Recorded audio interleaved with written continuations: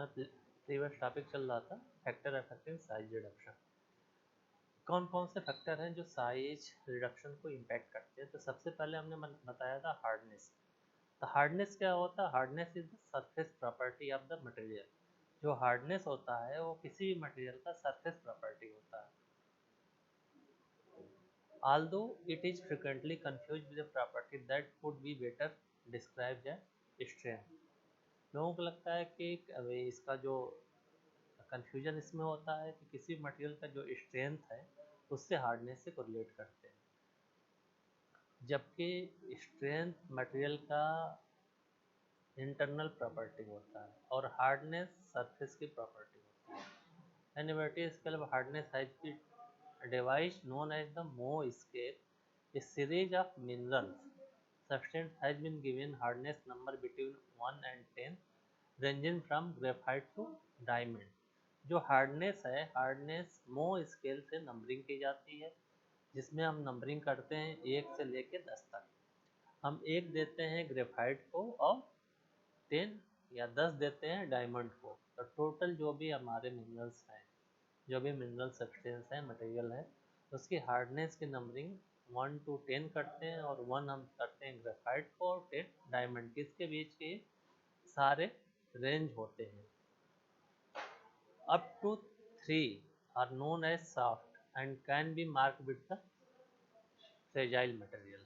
मतलब किसी भी मटेरियल का अगर हार्डनेस नंबरिंग फ्रॉम 1 to 3 है, 1 से 3 तक है, तो हम उसको फ्रेजाइल मटेरियल बोलते हैं।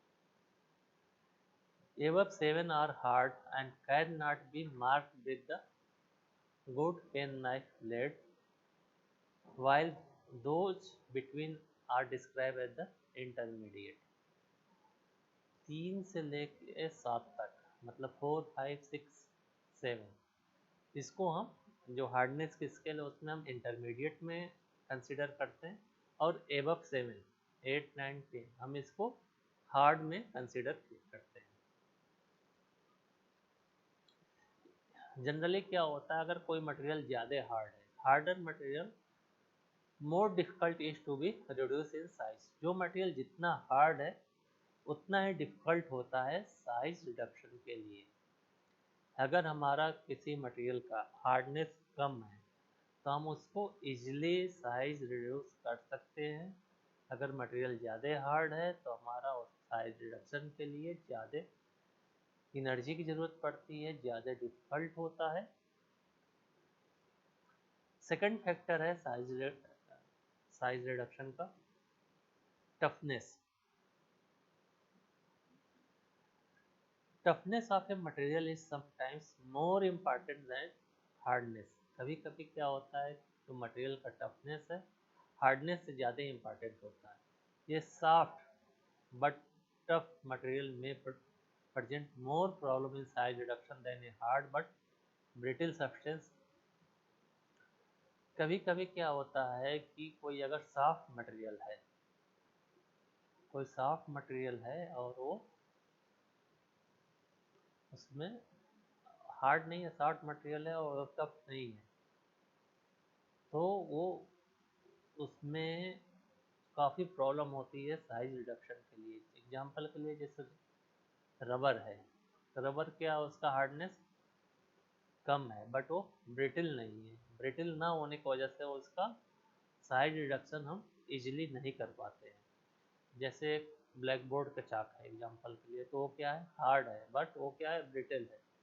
तो ब्रिटिल होने की वजह से हम उसका साइज रिडक्शन इजीली कर सकते हैं as compare to rubber. Toughness is encounter in many pharmaceutical material particularly in fibrous drug and is often related to moisture content। बहुत से हमारे फार्मास्यूटिकल प्रोडक्ट्स हैं, फार्मास्यूटिकल मटेरियल्स हैं, जिसमें हमारा फाइब्रस ड्रग्स भी आते हैं। बहुत से जो हमारे एपीआई हैं, जो हमारे इससे प्लांट ओरिजिन से एक्सट्रैक्ट किए जाते हैं, फाइब्रस ड्रग्स हैं। तो फाइब्रस ड्रग्स में अगर हमें पार्टिकल साइज रिड्यूस करना है तो मेनली उस पर इम्पैक्ट करता है मॉइस्चर कंटेंट का। उसमें मॉइस्चर कंटेंट कितना है, मॉइस्चर कंटेंट की वजह से वो मटेरियल ब्रिटिल है या सॉफ्ट है, टफ है, उसके नेचर उसका चेंज होता है। इसके वजह से उसका साइज रिडक्शन करने में हमको प्रॉब्लम आती है।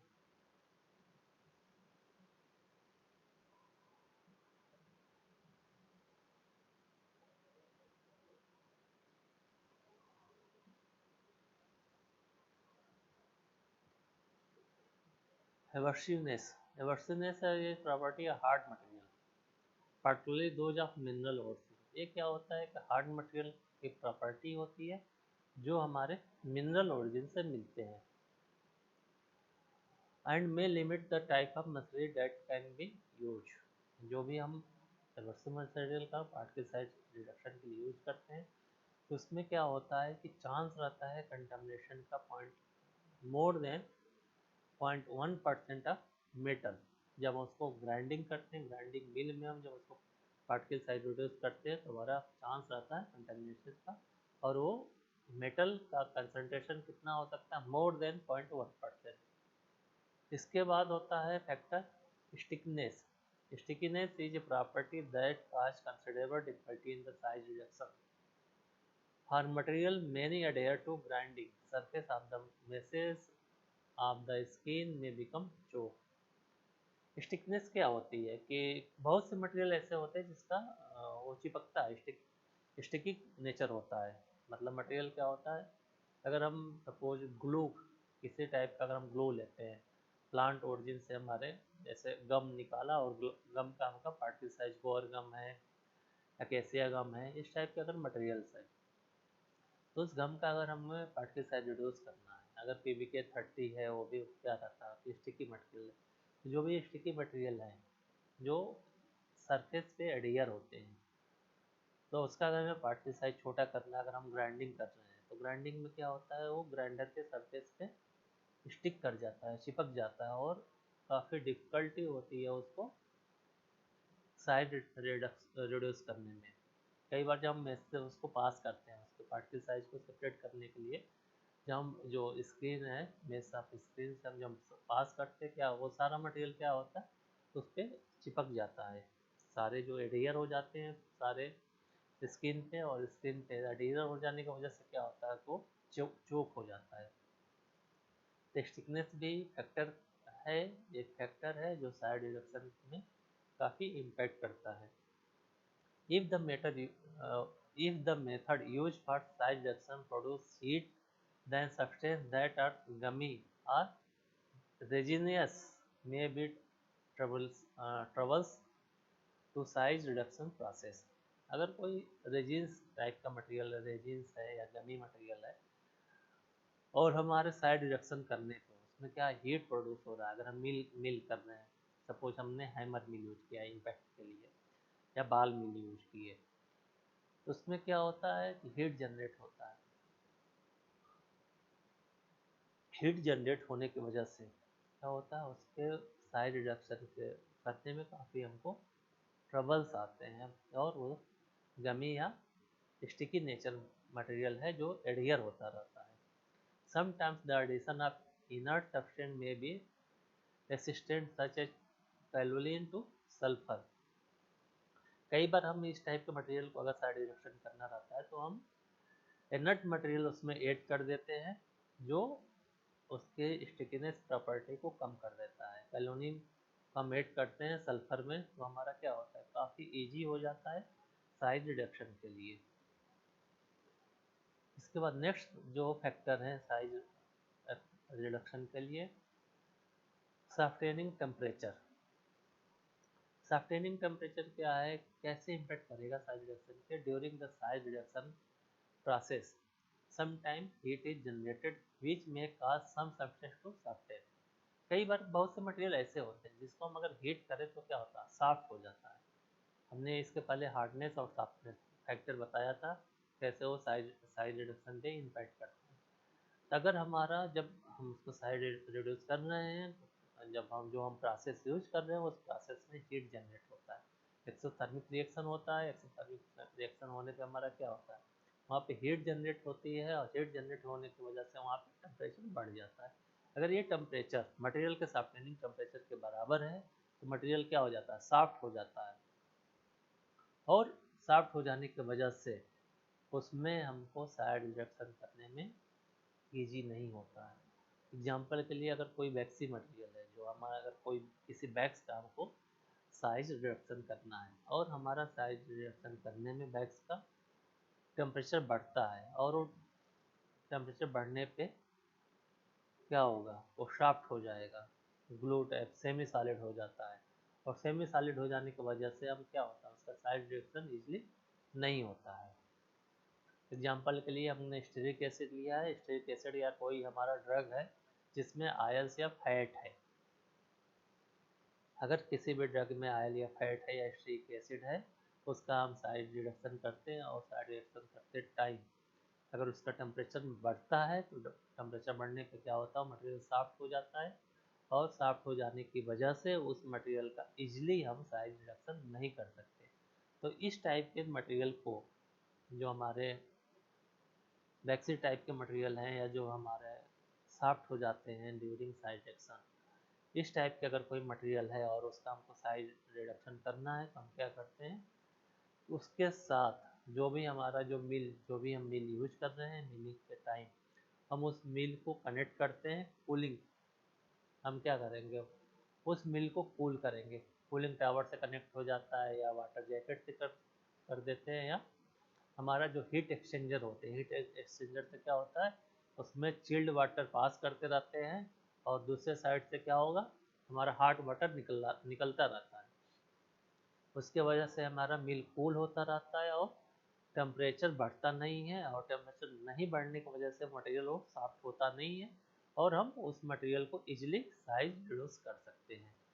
तो जो सॉफ्टनिंग टेम्परेचर है, सॉफ्टनिंग टेम्परेचर भी मेजर इम्पैक्ट करता है साइज रिडक्शन का।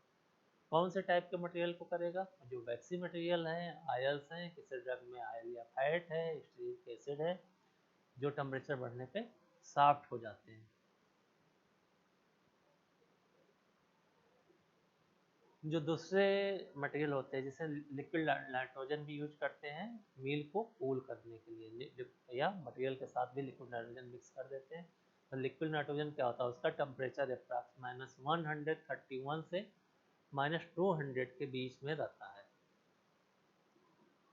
तो काफ़ी कूल रहता है मटेरियल, और जब भी हीट जनरेट होता है तो उसके वजह से जो नाइट्रोजन का है, लिक्विड नाइट्रोजन, उसका टेम्परेचर बढ़ता है और जो मटेरियल है, मटेरियल का टेम्परेचर इंक्रीज नहीं होने देता, और मटेरियल का टेम्परेचर इंक्रीज ना होने की वजह से मटेरियल सॉफ्ट नहीं होता है। इसके बाद जो नेक्स्ट प्रॉपर्टी है मटेरियल की, मटेरियल स्ट्रक्चर।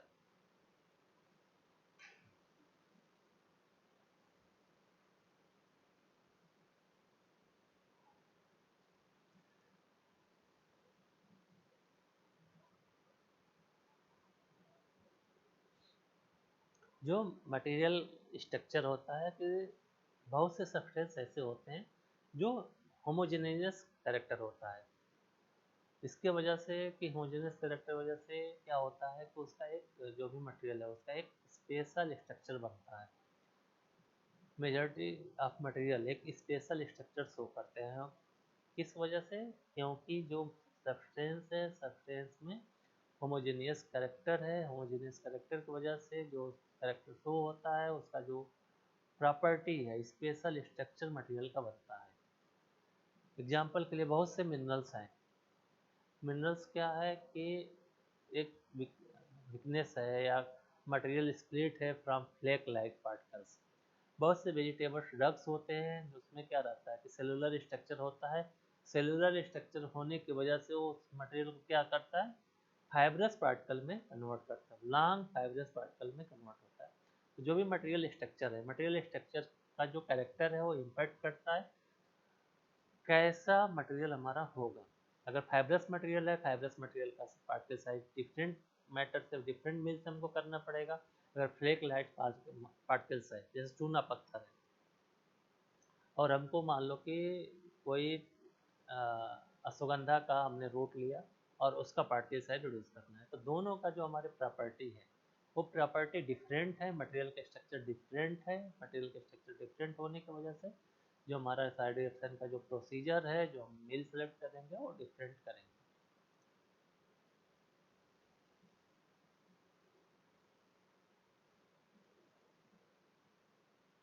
इसके बाद है मॉइस्चर कंटेंट।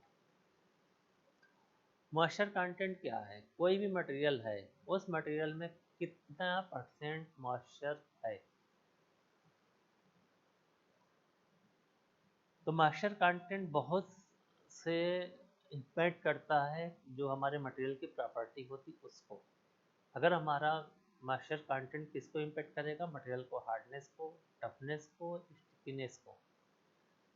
तो इस वजह से जो हार्डनेस भी हमारा पार्टिकल साइज रिडक्शन के लिए इम्पैक्ट करता है, टफनेस भी करता है और स्टिकनेस भी करता है। ये तीनों चीज़ें किस पे डिपेंड होती है? उस मटेरियल के मॉइस्चर कंटेंट पे। तो मॉइस्चर कंटेंट भी एक हमारा फैक्टर होता है साइज रिडक्शन के लिए। Moisture content influence a number of property that can affected size reduction. For example hardness, toughness और stickiness. In general material should be dry or wet and not merely damp. Usually less than 5% of moisture content is suitable. If substance is ground dry or more than 50, it is being subjected to bed grinding. तो क्या होता है कि जो moisture content है, moisture content बहुत हमेशा impact करता है पार्टिकल साइज रिडक्शन के लिए। जैसे आप सब लोगों ने गांव में या जब भी घर पे रहते हैं तो आपने, एग्जांपल के लिए मैं बता रहा हूँ, बहुत बेसिक एग्जांपल है। आप लोग गेहूं देते हैं पीसने के लिए, क्या होता है? आटा, आटा में कन्वर्ट करने के लिए। तो क्या है, गेहूं से हमने पार्टिकल साइज रिड्यूस किया, किसमें? आटा में। तो क्या होता है, गेहूं में अगर क्या करते हैं, अगर उसमें मॉइस्चर कंटेंट ज़्यादा है, अगर गेहूं ज़्यादा गीला होता, क्या बोलते हैं? चिपक रहा था, आटा अच्छा नहीं बना। तो हम उसको क्या करते हैं? उसको ड्राई करते हैं, उसका जो मॉइस्चर कंटेंट कम करते हैं। वही मॉइस्चर कंटेंट कैसे इम्पेक्ट करता है? उस प्रॉपर्टी की स्टिकनेस बढ़ जाती है। स्टिकनेस बढ़ने से काफ़ी प्रॉब्लम होती है ड्यूरिंग मिलिंग। जो भी चक्की से कंप्रेस, जो हम वहाँ पे मिल यूज कर रहे हैं, वो हमारा जो प्रॉपर्टी है, जो प्रिंसिपल है मिल का, वहाँ पे हमारा on the basis of pressure. तो उसमें क्या होता है, दोनों के बीच में वो मटेरियल चिपकने लगता है। इस वजह से मॉइस्चर कंटेंट किस पे इम्पैक्ट किया? मटेरियल का स्टिकनेस पे भी और हार्डनेस पे भी। जब अगर हमारे गेहूं में मॉइस्चर कंटेंट ज़्यादा, अगर अच्छे से सूखा नहीं है, ड्राई नहीं है, तो क्या रहता है? उसकी हार्डनेस कम रहती है और उसमें क्या, जो भी हमारा पार्टिकल साइज रिड्यूस होता है उसकी स्टिकनेस बढ़ जाती है, और स्टिकनेस बढ़ने की वजह से हमारा साइज रिडक्शन को इम्पैक्ट करता है। नेक्स्ट प्रॉपर्टी है प्योरिटी रिक्वायर्ड। यह भी मेजर इम्पैक्ट है कि हमको जब पार्टिकल साइज रिड्यूस कर रहे हैं तो कितना हमको प्योर मटेरियल चाहिए। हमको बहुत बार जब हम पार्टिकल साइज रिडक्शन करते हैं, जब मिलिंग यूज करते हैं, तो क्या होता है? रिस्क रहता है क्रॉस कंटेमिनेशन का, या दूसरे प्रोडक्ट उसमें मिक्स हो जाते हैं, एपीआई के साथ मिक्स हो जाते हैं। उसकी वजह से क्या होगा कि हमारा फॉर्मुलेशन कंटेमिनेटेड हो गया, एक एपीआई में दूसरा एपीआई मिक्स हो गया, या जो भी हमारे एक्सपीरियंस है, एक्सपीरियंस में भी दूसरे मटेरियल मिक्स हो गए। The certain types of size reduction operators cause the grinding surface to wear, and such method must be avoided if a high degree of purity of product is needed. Similarly, some machinery will be unsuitable if cleaning between batch of different material is difficult. बहुत बार क्या होता है कि हम किसी, suppose कि हमने एक, सब लोग घर पे ग्राइंडर देखे हैं, ग्राइंडिंग से क्या होता है, हमारा पार्टिकल साइज रिड्यूस होता है। तो कोई कोई भी हमने मटेरियल ग्राइंडिंग से हमने साइज रिड्यूस की, और हमारा जो मटेरियल इसके पहले यूज किए थे और इजी टू क्लीन नहीं है। इजी टू क्लीन नहीं है मतलब क्या होता है कि वो सरफेस से, उस मशीन से जो भी हम क्लीनिंग एजेंट यूज करते हैं, जैसे हम एग्जांपल के लिए लिए थे, अगर हमने कैल्शियम का कोई साल्ट उसमें पार्टिकल साइज रिड्यूस किया, तो हम जो भी इंडस्ट्री में या जो भी हम मिल यूज करते हैं, तो वहाँ पे क्या रहता है, कोई भी हम सर्फेक्टेंट यूज नहीं कर सकते क्लीनिंग के लिए। क्लीनिंग के लिए हम जनरली क्या यूज करते हैं? Only water. वाटर हमारा पोर्टेबल वाटर, प्यूरिफाइड वाटर। बहुत रेयरली हम सर्फेक्टेंट यूज करते हैं, जो कि क्योंकि सर्फेक्टेंट यूज करने के बाद हमको ये प्रूफ करना पड़ता है कि उसमें सर्फेक्टेंट का भी कोई मटेरियल उसमें रह तो नहीं गया है। तो अगर हम वाटर से अगर कैल्शियम के साल्ट हम रिमूव करते हैं, कैल्शियम क्या होता है वाटर में सॉल्युबल, जो भी साल्ट है वो सॉल्युबल नहीं है। तो अगर वो सॉल्युबल नहीं है तो इजी टू क्लीन नहीं है, उस वाटर के साथ वो डिजॉल्व होकर बाहर नहीं आता है। हमने कुछ मटेरियल यूज किया जो हमारा वहाँ से क्लीन नहीं है। बहुत से ऐसे एरिया होते हैं जहाँ पे काफ़ी डिफ़िकल्ट होती है क्लीनिंग के लिए।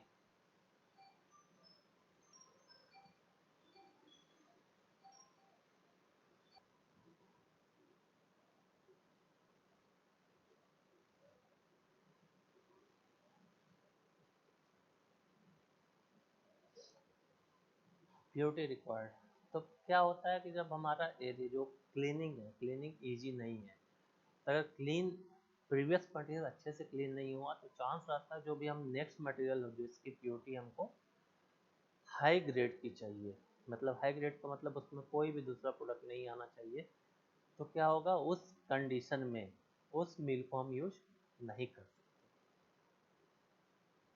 अगर हमारे डिफरेंट मटेरियल यूज कर रहे हैं तो वहाँ पे हमारा ये इम्पेक्ट करता है प्योरिटी, हमको कौन से ग्रेड की प्योरिटी चाहिए जो हम मिल यूज कर रहे थे, या जो हमारा क्लीनिंग का प्रोसीजर है उस क्लीनिंग का प्रोसीजर कौन से ग्रेड का है, उस क्लीनिंग प्रोसीजर से क्या इफेक्टिव क्लीनिंग है, और जो हम यूज कर रहे हैं मिल, अगर बहुत से क्या होता है अगर ग्राइंडर के नीचे देख तो ग्राइंडर ब्लेड के जो नीचे का हिस्सा होता है जहाँ पे वो अटैच है, वहाँ पे क्या होता है इजी टू क्लीन नहीं होता, हम उसको साफ अगर करते हैं तो इतना इजी नहीं है उसको क्लीन करना, वहाँ से चांस रहता है, चांस ऑफ क्रॉस कंटेमिनेशन, जो भी हमने प्रीवियस मटेरियल यूज किया था प्रीवियस मटेरियल का चांस रहता है नेक्स्ट मटेरियल जो हम अभी मिल कर रहे हैं या पार्टिसाइड रिड्यूस कर रहे हैं उस मटेरियल में उसको मिक्स होने का, मिलने का, इसको हम बोलते हैं कंटेमिनेशन। तो जहाँ पे और भी प्योरिटी हाई ग्रेड चाहिए, 100% प्योर मटेरियल चाहिए, वहाँ पे हमको ये प्रोसीजर फॉलो नहीं कर सकते, इसलिए ये प्योरिटी भी हमारा इम्पैक्ट करता है साइड रिएक्शन पे। इसके बाद आता है ratio of feed size to product ratio. Machines that produce a fine may be necessary to carry out the side reaction process in several stages with different equipment. For example, primarily crushing followed by the coarse grinding and then fine grinding. क्या होता है कि हमारा जो next factor है कि जो हमने मटेरियल लिया है, जो हमने मटेरियल लिया जिसका हमको पार्टिकल साइज छोटा करना है उसको क्या बोलते हैं फीड मटेरियल। फीड मटेरियल जो होता है जिसका हमको साइज छोटा करना होता है। उसके बाद जो हमारा फाइनल प्रोडक्ट चाहिए, फाइनल प्रोडक्ट कौन से साइज का चाहिए उसका रेशियो, फीड साइज और प्रोडक्ट साइज का रेशियो कितना है, कितना गुना उसका पार्टिकल साइज हमको कम करना है, 1000 टाइम्स या 1 लाख टाइम या 100 टाइम्स। तो ये इम्पैक्ट करता है साइड रिएक्शन के लिए। हमको अगर बहुत फाइन पार्टिकल्स चाहिए और जो फीड है, फीड का साइज काफ़ी बड़ा है, तो उस कंडीशन में हमको कई बार डिफरेंट इक्विपमेंट यूज करते हैं कि हमने एक बार उसका पार्टिकल साइज थोड़ा सा छोटा किया, फिर उसको उससे जब थोड़ा छोटा हो गया फिर दूसरे मिल में उससे छोटा किया, फिर फाइन ग्राइंडिंग किया। तो क्या होता है कि ये इम्पैक्ट करता है कि जो फीड है, फीड का साइज क्या है, और फाइनल जो प्रोडक्ट है, प्रोडक्ट का हमको कौन से साइज का प्रोडक्ट चाहिए, प्रोडक्ट रेशियो क्या है, इसके बेसिस पे हमारा मिलिंग सेलेक्ट होता है। उसमें क्या होता है पहले हम प्रीमिली उसका मिल करते हैं, फिर उसको क्रश करते हैं, फिर कोर्स ग्राइंडिंग करते हैं, फाइन ग्राइंडिंग करते हैं।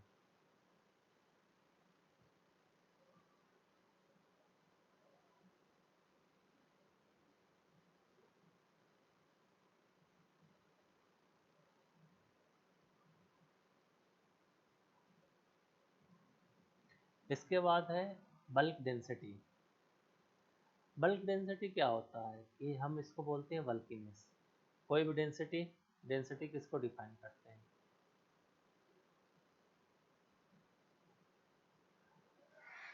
जो हमारा बल्क, जो भी हमारा वाइड वॉल्यूम अगर ज़्यादा है, मतलब हमारा कोई भी मटेरियल लिए हैं, वो मटेरियल लेने के बाद हमारे क्या, अगर हमने सपोज किया कि हमारे सारे पार्टिकल सर्कल हैं, तो एक बाल के ऊपर दूसरे बाल रखते ही हमारे, मान लो कि हमने 100 बाल लिया और 100 बाल को हमने एक किसी भी कंटेनर में फिट किया, तो हमने एक बाल को हमने एक पार्टिकल साइज कंसिडर किया। तो क्या होगा, अगर हम 100 बाल रखते जाएंगे तो अगर सारे सेम साइज के बाल हैं तो उसके बीच में क्या आता है, स्पेस आता है, जिसको हम क्या बोलते हैं, वाइड स्पेस, और उस बालून को वाइड बालून। और इसकी जो हम डेंसिटी कैलकुलेट करेंगे वो बल्क डेंसिटी करेंगे। तो बहुत से most of batches mill depend upon volume, कितना वॉल्यूम है, प्रोसेस जो हम कर रहे हैं, जिस भी प्रोसेस से हम साइड रिएक्शन कर रहे हैं उस मटेरियल का वेट कितना है, सॉलिड वेट कितना है, और ये जो वेट है, वेट और वॉल्यूम और उसका प्रोडक्ट की डेंसिटी, तीनों इम्पैक्ट करते हैं हमारे साइड रिएक्शन के लिए। इसके बाद होता है physiological effect, psychological effect.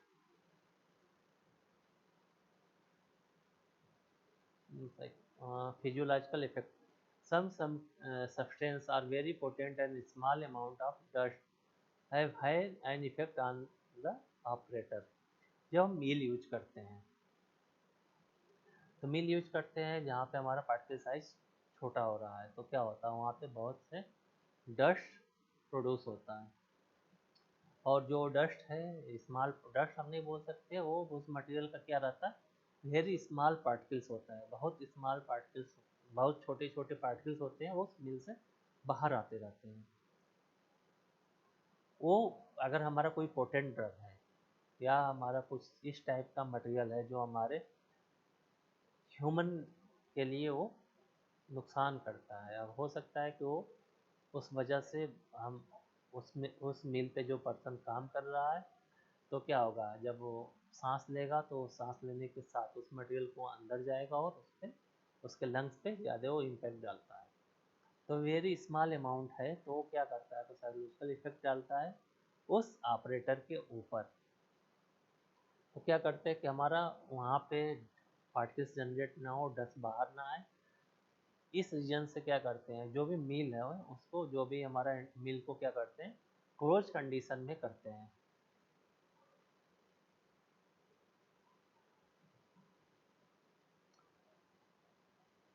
To avoid this dust, enclosed mill must be used. System that can extract air are also desirable, and wet grinding also if possible. बहुत बार क्या होता है कि अगर डस्ट जनरेट हो रहा है, अगर हार्ड मटेरियल है या पार्टिकल जनरेट हो रहे हैं, अगर हमारा उस मटेरियल को अगर हम वेट कंडीशन में उसको ग्राइंड कर सकते हैं। वेट कंडीशन का मतलब कि बहुत से मटेरियल है कि जो हम उसको थोड़ा सा उसमें हमने वाटर ऐड कर दिया या कोई भी वेटिंग एजेंट उसमें ऐड कर दिया, अगर वो वेट हो जाता है, तो अगर वेट होता है तो उससे क्या होता है कि स्मॉल पार्टिकल जो डस्ट जनरेशन कैपेसिटी वो कम हो जाती है, उसके वजह से वो ऑपरेटर के ऊपर कम इम्पैक्ट डालता है, या उस एरिया में हम एग्जॉस्ट लगा देते हैं तो क्या होगा, जो भी पार्टिकल जनरेट हुआ है, जो भी मटेरियल है वो बाहर को निकल जाता है। और इस कंडीशन से हमारा ये साइज रिडक्शन को ये इम्पैक्ट करता है। क्या होता है कि अगर हार्ड मटेरियल, अगर कहा जाए कि हमारे ओपन कंडीशन में कोई मिल चल रहा है, अगर हमको सपोज कि किसी भी एपीआई का पार्टिकल साइज रिड्यूस करना है, सपोज अगर हमने एग्जांपल मेटफॉर्मिन लिया, तो मेटफॉर्मिन का हम पार्टिकल साइज रिड्यूस कर रहे हैं किसी मिल में, हैमर मिल में हमने उसको डाला, तो क्या होगा, मेटफॉर्मिन का स्मॉल पार्टिकल बाहर आएंगे, जिधर से हम फीड डाल रहे हैं उधर से बाहर आएगा। वो बाहर आने की वजह से जो हमारा वहाँ पे ऑपरेटर वर्क कर रहा है, तो जब सांस लेगा, बाहर से जब हवा अंदर लेगा, तो क्या होगा, वो मेटफॉर्मिन के एपीआई उसके सांस से वो अंदर जाएंगे और बॉडी में मेटफॉर्मिन एब्जॉर्ब होगा और उसका ग्लूकोज का जो लेवल है वो उसको लोअर डाउन करेगा, या हो सकता है स्मॉल अमाउंट लेता रहे और उस ड्रग के अगेंस्ट में उसमें रेजिस्टेंस हो जाए। तो ये बहुत से कंडीशन ऐसी होती हैं जो डस्ट जनरेट होते हैं और ऑपरेटर वहाँ पे वर्क नहीं करना चाहते। इस प्रॉब्लम के लिए क्या करते हैं कि जो भी हम मील यूज करते हैं वो मील सारा क्या होना चाहिए, क्लोज कंडीशन में होना चाहिए। पहला, क्लोज कंडीशन में होने की वजह से अगर जो भी हमारा पाउडर जनरेट हो रहा है, particle generate, small particle generate हो रहा है जो एयर में बाहर स्पेल आउट हो रहा है, वो क्या क्लोज कंडीशन में तो बाहर नहीं आएगा। दूसरा उसमें क्या कर सकते हैं, वहाँ पे अगर सुटेबल है, अगर कोई यहाँ पे हम एयर को एग्जॉस्ट लगा दें और जो भी एयर है उसमें से बाहर निकलता रहे। तीसरा, अगर उस मटेरियल को अगर हम बेड ग्राइंड कर सकते हैं, तो अगर बेड ग्राइंडिंग जब करेंगे तो उसमें से जो डस्ट निकलने की कैपेसिटी हो क्या कम रहेगी। तो ये इस प्रॉब्लम से वो आउटकम हमारा या उस प्रॉब्लम को सॉल्व कर सकते हैं। तो कौन कौन से फैक्टर हो गए? सबसे पहला था हमारा हार्डनेस फैक्टर जो साइड एक्शन पे, इसके बाद था टफनेस, एवर्सनेस, stickiness, softening temperature, material structure, moisture content, purity required, ratio of feed size to product ratio, bulk density, psychological effect. ये सारे फैक्टर हैं जो किसी भी मटेरियल के साइज रिडक्शन पे अप्लाई होते हैं। इसके बाद है next point, mechanism and law. कौन कौन सा मैकेनिज्म है, कौन कौन सा थ्योरी है, कौन कौन सा लॉ है साइड रिडक्शन के लिए।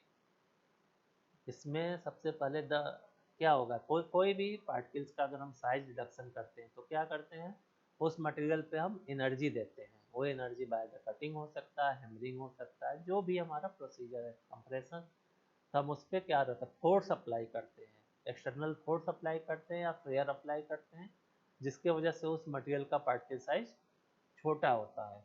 ये मैकेनिकल मेथड भी हो सकता है या फिजिकल मेथड हो सकता है, दोनों में से कोई भी मेथड हो सकता है जिसकी वजह से हम साइज रिडक्शन करते हैं।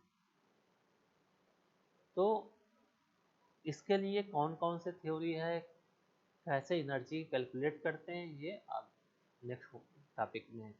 The energy requirement for the particle size reduction is a function of input and output of particle size, hardness, strength and other property of solids.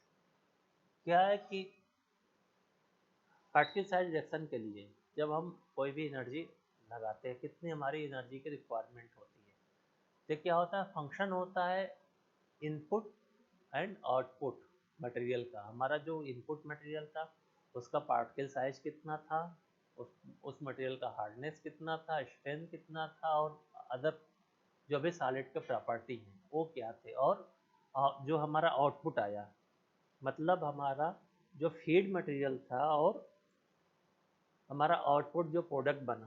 Feed material का पार्टिकल साइज, हार्डनेस, स्ट्रेंथ और जो भी solid का other property है, ये सारे function होते हैं। और आउटपुट जो मटेरियल आया, जो आउटपुट मटेरियल आया, फाइनल प्रोडक्ट मिला, उसका पार्टिकल साइज, हार्डनेस, स्ट्रेंथ कैसे बना, कितना हमको एनर्जी की रिक्वायरमेंट हुई पार्टिकल साइज रिडक्शन के लिए, यही है various theory of energy requirement of. पहला है Rittinger theory, Kick's theory and Barnes theory.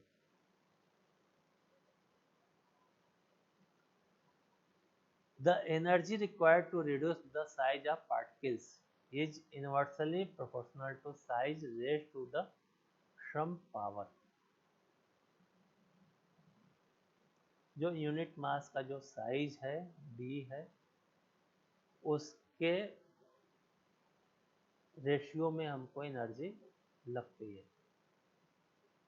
कितना हमको एनर्जी चाहिए, अगर बहुत ज़्यादा पार्ट बड़ा है, कोई भी अगर हमारा फीड सपोज कि तुमको दे दिया जाए कि एक बहुत 10 kg का पत्थर है, उसको सबको स्मॉल पार्टिकल में 20 mm के बोला जाए कि 20 mm के में उसको सारा पार्टिकल कन्वर्ट करना है। तो उस और कोई ये तुमको 1 kg का पत्थर दे दिया जाए, उसको भी बोला जाए कि सबको 20 mm के साइज में कन्वर्ट करना है।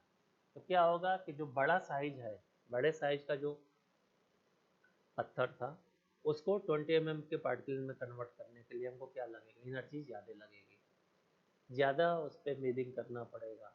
अगर छोटा है, छोटे से हमने 20 mm के साइज में कन्वर्ट किया तो वहाँ पे कम लगेगी। लेकिन हमने यहाँ पे क्या एक चीज़ किया है, मटेरियल की जो प्रॉपर्टी, हमने प्रॉपर्टी सेम रखा है। तो जो मटेरियल की जो प्रॉपर्टी थी, जो हार्डनेस, टफनेस, स्टिफनेस, जो भी फैक्टर हमारे इम्पैक्ट करते हैं साइड रिएक्शन को, उसको कंसिडर करते हुए हमको कितनी एनर्जी की रिक्वायर्ड होती है। इसके लिए एक फार्मूला है DE divided by DD equal to minus C upon D⁴n। तो E क्या है? E is amount of energy to produce a change. मतलब E क्या हो गया? जो हमको कितनी एनर्जी की रिक्वायर्ड है फीड प्रोडक्ट से, फीड मटेरियल से जो हमारा आउटपुट रेडियस साइज का जो मटेरियल बना है उसके लिए D है साइज ऑफ यूनिट मास,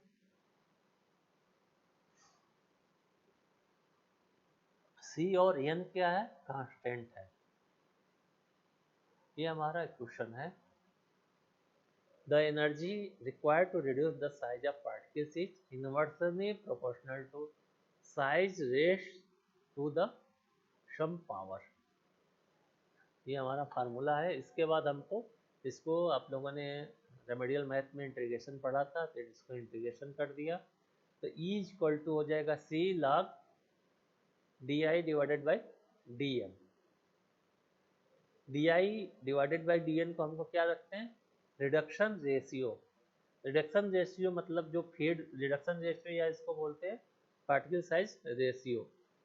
ये क्या होगा? जो भी हमारा फीड मटेरियल है, फीड मटेरियल का कितना साइज था और जो हमारा आउटपुट जो मटेरियल आया है उसका कितना साइज है, उस रेशियो को बोलते हैं रिडक्शन रेशियो। कितना साइज रिड्यूस हो गया है, उन दोनों का जो डिवाइडेशन होता है वो कितना रेशियो 10 टाइम्स में है, 5 टाइम्स है। अगर मान लो कि हमारा 100 mm का शीट था और हमारा जो फाइनल प्रोडक्ट आया है वो 10 mm का आया, तो रिडक्शन रेशियो कितना हो जाएगा?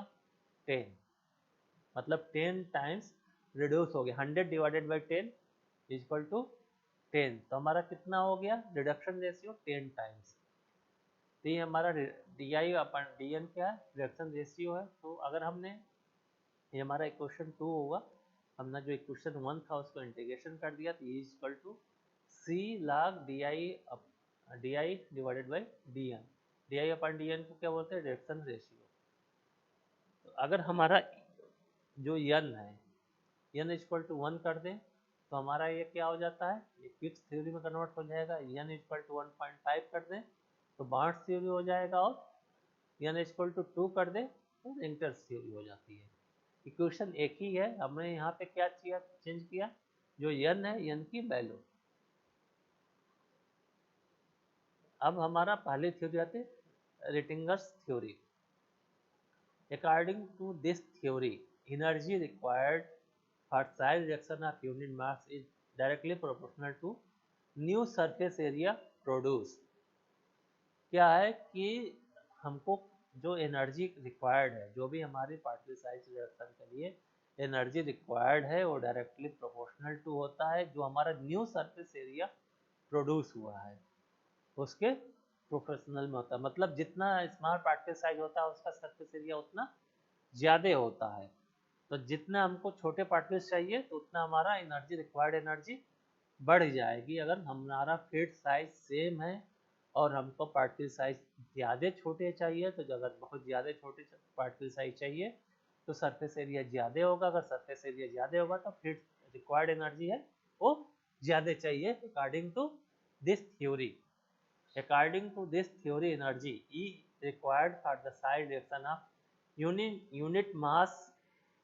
मतलब यहाँ पे हमारा क्या कांस्टेंट कर दिया? Reduction of unit mass. मतलब अगर 1 kg हमने कोई मटेरियल लिया है, यूनिट मास लिया है, और उस 1 kg को हम जितने भी पार्टिकल साइज में कन्वर्ट किए हैं वो directly proportional to new surface area produce.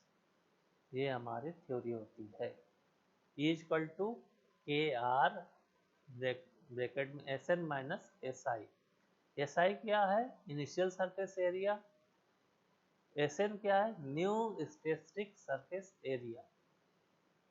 जो हमारे पार्टिकल साइज प्रोड्यूस हुए हैं उस पार्टिकल साइज का टोटल सरफेस एरिया SN से कन्वर्ट करते।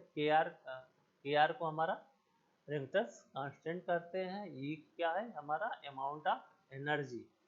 तो amount of energy equal to KR Rittinger's constant, और SN क्या है? न्यू स्पेसिफिक सरफेस एरिया जो हमारे पार्टिकल साइज प्रोड्यूस हुए हैं आफ्टर साइज रिडक्शन, उस टोटल पार्टिकल्स का कितना सरफेस एरिया है माइनस इनिशियल सरफेस एरिया, जो भी हमारा यूनिट मास लिए तो उस यूनिट मास का इनिशियल सरफेस एरिया कितना होता है, दोनों का डिफरेंस में हम अगर रिडक्शन कांस्टेंट से मल्टीप्लाई कर दें तो जो वैल्यू आता है वो वैल्यू हमको रिक्वायर्ड एनर्जी होती है पार्टिकल साइज रिडक्शन के लिए। सेकंड थ्योरी है बॉन्ड्स थ्योरी। रिंगटर्स थ्योरी क्या था, depend upon the surface area, कि न्यू सरफेस एरिया हमको कितना चाहिए और इनिशियल सरफेस एरिया कितना था, दोनों का difference into reduction constant equal to required energy. According to bond theory, the energy used to crack proportional to new crack length produced। यहाँ पे हमने क्या, इसके पहले हमारा रिंगटर्स थ्योरी में क्या था, अकॉर्डिंग टू सरफेस एरिया, यहाँ पे क्या है क्रैक लेंथ। सेम वैसे कि हमारा फाइनल जो नया क्रैक लेंथ बना है, जो भी हमारा क्रैक लेंथ बना है और इनिशियल क्रैक लेंथ कितना था, उन दोनों का difference. It states that energy required for deforming a set of particles of equivalent shape is proportional to the change in particles dimension। हमने वहाँ पे किस में लिया था, सरफेस एरिया में। रिंगटर्स थ्योरी पे किस पे था, सरफेस एरिया पे था। बॉन्ड्स थ्योरी किस पे है, ये डायमेंशन पे है, कि हमारा नया डायमीटर पार्टिकल्स का कितना हुआ और इनिशियल डायमीटर कितना था, इसके बेसिस पे हमारा बॉन्ड्स थ्योरी है। E equal to 2kb bracket में 1 divided by dn minus 1 divided by di under root. मतलब यहाँ पे अंडर रूट dn क्या है, dn क्या है, new diameter of particles in micrometre, di क्या है, initial diameter of particle in micrometre. kb क्या होता है, kb है बॉन्ड वर्क इंडेक्स बोलते हैं इसको, होता है एनर्जी पर यूनिट मास। एनर्जी पर यूनिट मास को हम kWh में डिनोट करते हैं। तो E equal to 2kb bracket में 1 divided by under root dn। dn क्या हो गया, new diameter of particles in micrometre minus 1 divided by under root di, initial diameter of particles. इन दोनों का डिफरेंसेस को हम मल्टीप्लाई कर देते हैं 2kb से, तो हमको रिक्वायर्ड एनर्जी मिलती है। इसको बोलते हैं बॉन्ड्स थ्योरी। रिंगटर्स सरफेस एरिया पे, बॉन्ड्स पार्टिकल डायमेंशन पे, ये सब ध्यान रखना कि रिंगटर्स किस पे है, बॉन्ड्स किस पे है। इसके बाद है नेक्स्ट थ्योरी है kicks theory.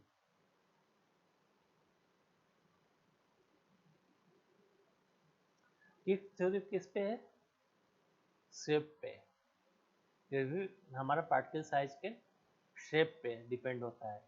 It states that energy required of deforming a set of particles of equivalent shape is proportional to the ratio of the change in particle size।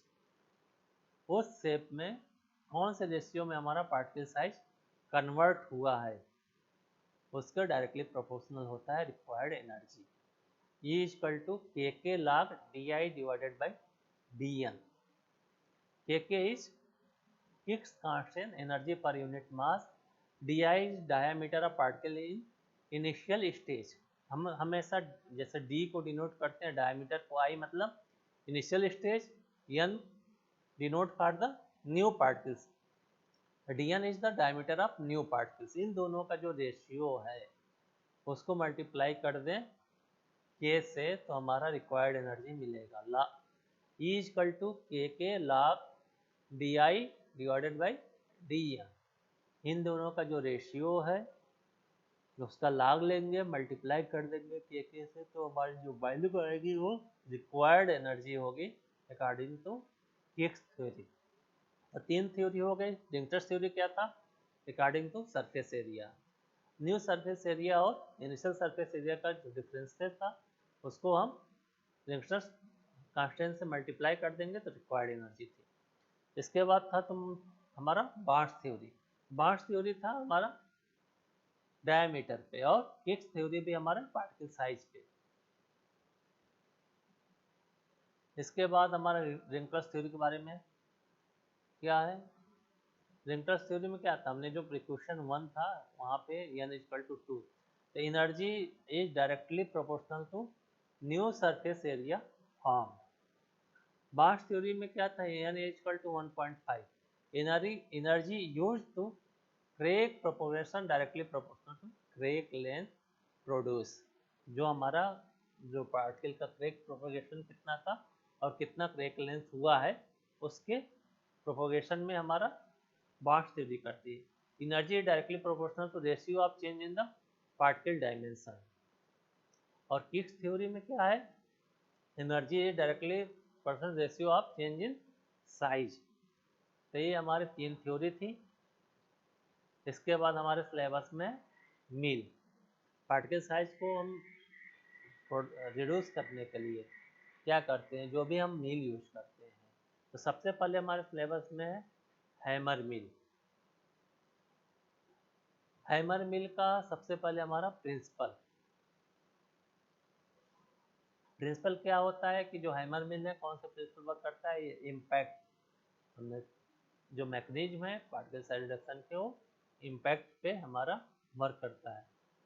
तो impact material is impact between rapidly moving hammers on rotor and the powder material. क्या होता है,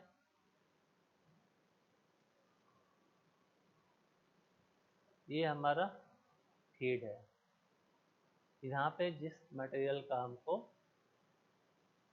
particle size reduce करना है वहाँ से इस material को फीड करते हैं। ये पूरा इसका बॉडी है क्लोज कंडीशन में। ये नीचे क्या लगा रहता है, स्क्रीन है। स्क्रीन का मतलब जाली, मीनिंग स्क्रीन है। जिस साइज का हमको मटेरियल चाहिए उस साइज का हमको यहाँ पे डिजायर्ड साइज का हम स्क्रीन चेंज करते हैं। इसके बाद क्या होता है, यहाँ पे प्रोडक्ट डिस्चार्ज होता है।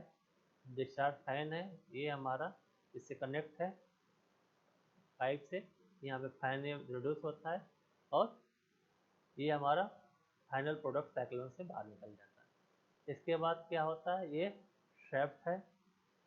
ये शेफ्ट है पूरा, इस पे क्या है कि ये हैमर लगे हुए हैं।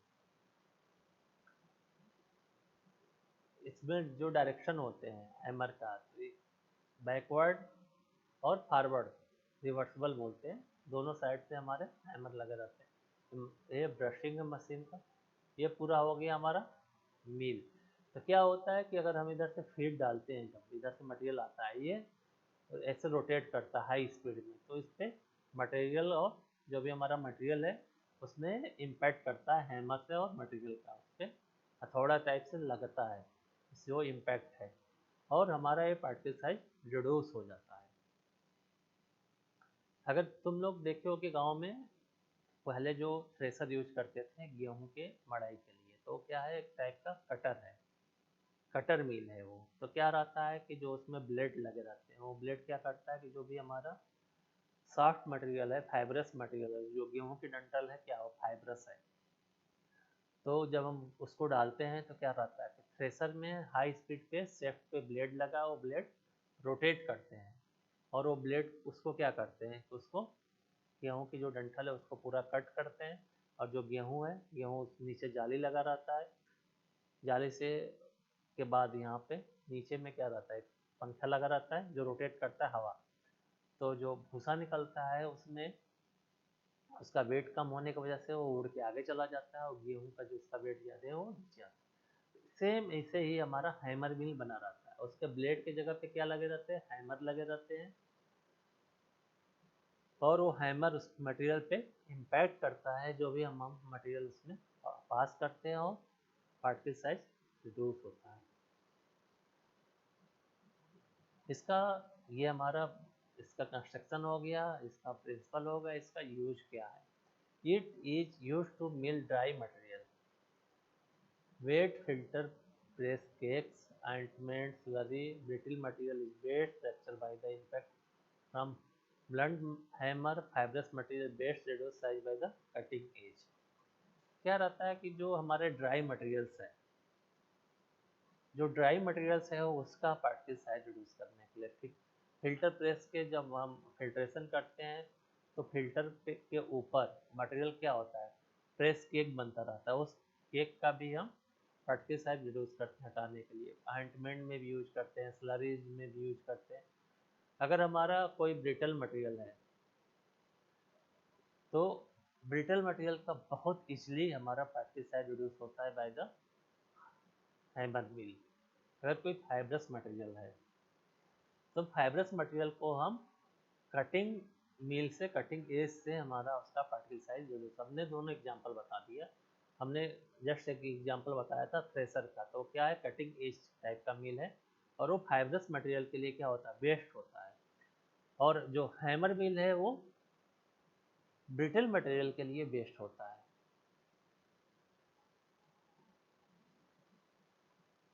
तो जो भी हमारा क्रशर है, एक सिंपल सा मिल होता है। इस चीज़ का ध्यान रखो कि एक ढेर सारे, हैमर मतलब क्या होता है, हथौड़ा होता है, हथौड़े को एक शाफ्ट से लगा दिया गया और हथौड़े को हाई स्पीड पे रोटेशन है, और उसको एक बॉक्स के अंदर ढक दिया गया, और उसको एक तरफ से फीड दे दिया गया और दूसरे साइड से उसका आउटपुट दे दिया गया। और आउटपुट का जो स्क्रीन है, हमको जो डिजायर साइज चाहिए, जिस भी साइज का हमको पार्टिकल साइज चाहिए, उस साइज का हम स्क्रीन लगा सकते हैं। अगर मान लो कि हमने 10 मेश का स्क्रीन लगाया और 100 मेश का लगाया, तो पार्टिकल साइज हमारा डिफरेंस होगा, क्योंकि उस स्क्रीन से वही मटेरियल पास होगा जो उससे छोटा हो चुका है। अगर उससे बड़ा है तो वो उससे पास आएगा ही नहीं, उससे पास होगा ही नहीं, मटेरियल बाहर नहीं निकलेगा। तो इससे हम कौन से साइज का मटेरियल चाहिए, क्या चाहिए, उस स्क्रीन चेंज करके हमको डिजायर पार्टिकल साइज का मटेरियल मिल जाता है। ब्रिटल मटेरियल होना चाहिए हैमर मिल के लिए। इसका कंस्ट्रक्शन वर्किंग हमने बता दिया था। Hammer mill is essentially a steel drum containing a vertical या horizontal rotating shaft or drum on which hammer are mounted। क्या है कि ये जो है हैमर वर्टिकल हो सकता है, हॉरिजॉन्टल हो सकता है, और ये स्टील का ड्रम है, मेटल की बॉडी होती है, उसके अंदर ये माउंटेड है सारे। The hammer swings on the ends are fixed to central rotor. ये क्या है, ये रोटर है जो असेंबलिंग है, इस रोटर से ये अटैच है, और ये हाई स्पीड में रोटेट होता है इससे। तो जितने स्पीड में रोटेट होगा उसका इम्पैक्ट उतना ज़्यादा होगा। The rotor is rotate at high speed inside the drum while material is feed into feed hopper. हम क्या करते हैं कि फीड हापर से जब मटेरियल डालते हैं उसके पहले क्या रहता है कि हमारा मिल स्टार्ट रहता है, और मिल स्टार्ट होने पे जो हैमर है, जो रोटर है, रोटर हाई स्पीड में रोटेट करता है, और हाई स्पीड में रोटेट होने की वजह से मटेरियल और हैमर के बीच में इम्पैक्ट होता है, और उस इम्पैक्ट होने की वजह से हमारा पार्टिकल साइज रिड्यूस होता है। The material is put into hopper which is connected with the drum. The material is powdered to the desired size due to fast rotation of hammer and it is collected under the screen। जो हमने बताया था, यहाँ से material feed हो रहा है, ये हाई स्पीड में रोटेट होते हैं, तो मटेरियल का इम्पैक्ट होता है विथ हैमर, और यहाँ पे स्क्रीन लगा है और यहाँ से मटेरियल कनेक्ट कर लेते हैं। ये इसका कंस्ट्रक्शन और वर्किंग है।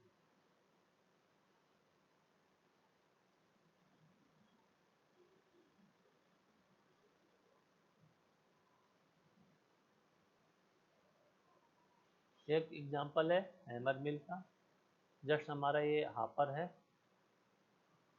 ये इसका चैम्बर है पूरा, ये हैमर्स हैं, अरे हैमर्स हैं, ये हमारा स्क्रीन है, और ये प्रोडक्ट आउटलेट है, रिसीवर। तो यहाँ से हमने हायर पार्टिकल साइज के, बिगर पार्टिकल साइज, बड़े जो भी मटेरियल है उस हापर से हमने फीड डाला, और फीड से कंट्रोल करने के लिए फीड को, कि हमारा फीड कितना जाए, मतलब ये डिपेंड होगा कि हमको कौन से साइज़ का प्रोडक्ट चाहिए। ये पार्टिकल साइज हमारा जो रिड्यूस हो रहा है कौन से साइज़ का चाहिए, इसके बेसिस पे हमको कितना फीड डालते हैं। ये सेफ्ट से रोटेट होता है, ये मटेरियल इधर से अंदर आएगा, और ये इस मटेरियल और हैमर के बीच में इम्पैक्ट होता है, इम्पैक्ट की वजह से पार्टिकल साइज रिड्यूस होता है। This are mainly operated at 2500 RPM या 1000 to 2500 RPM for the reduction of the large size particle. High speed rotor use 10,000 RPM speed. जो रोटर है, रोटर का स्पीड जनरली 1000 से 2500 के बीच में रहता है और हाई स्पीड के रोटर भी यूज करते हैं। ये डिपेंड है कि कौन सा हमारा मटेरियल है, कौन सा हमारा डिजायर पार्टिकल साइज क्या है, फीड का साइज क्या है, फीड के मटेरियल का नेचर क्या है, जो हमारे पार्टिकल साइज रिडक्शन पे इम्पैक्ट करते हैं। ये जस्ट मशीन का, ओपन मशीन का ये इमेज है जो हम अभी बता रहे थे। हैमर मिल ये पे क्या है, रोटर है, इसको पूरा फ्रेम से ढक दिया जाता है, नीचे पे स्क्रीन लग जाता है और हमारा फीड हो जाता है और इसके शेफ्ट को कनेक्ट कर देते हैं रोटर से या मोटर से। तो जिस स्पीड पे मोटर चलेगा उसी स्पीड से ये रोटेट होगा। ये सारे हैमर से फीड मटेरियल पे इम्पैक्ट होगा और पार्टिकल साइज रिड्यूस होते हैं। एडवांटेज क्या है? It is rapid in action and is capable of grinding many different types of material. सबसे पहले एडवांटेज क्या है कि ये इसका जो आउटपुट है बहुत फास्ट होता है, रैपिड एक्शन होता है। अब बहुत से हमारे मटेरियल को ग्राइंड करने में, पार्टिकल साइज रिड्यूस करने में डिफरेंट टाइप के मटेरियल में ये यूज होते हैं। They are easy to install and operate, the operation is continuous. क्या है कि हमारा जो मिल है ये कंटिन्यूस ऑपरेशन में हम यूज कर सकते हैं। मतलब एक साइड से हम फीड डालते जाएं, दूसरे साइड से हमारा आउटपुट निकलता रहता है। तो क्या है कि इजी टू ऑपरेट है, इंस्टॉलेशन भी इजी है और कंटिन्यूस ऑपरेशन में हम यूज कर सकते हैं। There is little contamination of product with the metal bordered from the mill and no surface move against each other. क्या रहता है कि जैसे हमारा ये मिल है तो ये एक, जब कोई भी चीज़ हम हैमरिंग कर रहे हैं तो एक चांस है लिटिल कंटेमिनेशन का, जो भी हमारा मेटल का हैमर है उससे प्रोडक्ट कंटेमिनेशन होने का। और next, particle size of material to be reduce can be easily controlled by changing the speed of rotor, hammer type, shape and size of scale. जो भी हमारा डिजायर पार्टिकल साइज है वो हम कंट्रोल कर सकते हैं by the change of hammer, उसका हैमर का शेप,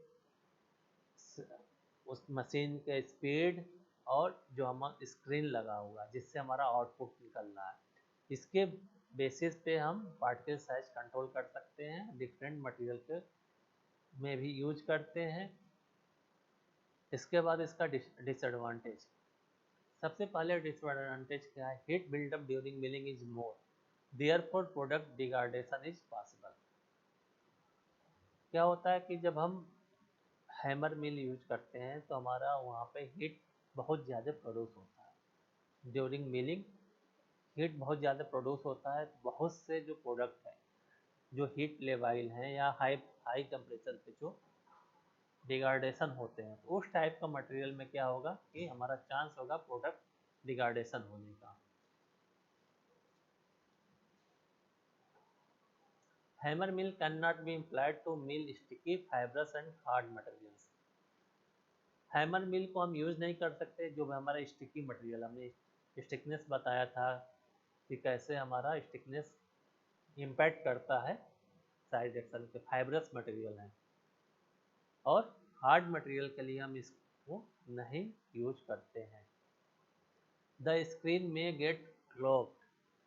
कई बार क्या होता है कि हम मटेरियल जब यूज करते हैं, जो हमारा नीचे स्क्रीन लगा हुआ है जिससे मटेरियल आउटपुट होता है, क्या होता है पूरा वो क्लॉग हो जाता है, पूरा वो चोक हो जाता है, जिसके वजह से हमारा आउटपुट नहीं आता और पार्टिकल साइज जो डिजायर पार्टिकल साइज है उससे छोटे हमारे प्रोडक्ट में कन्वर्ट हो जाते हैं।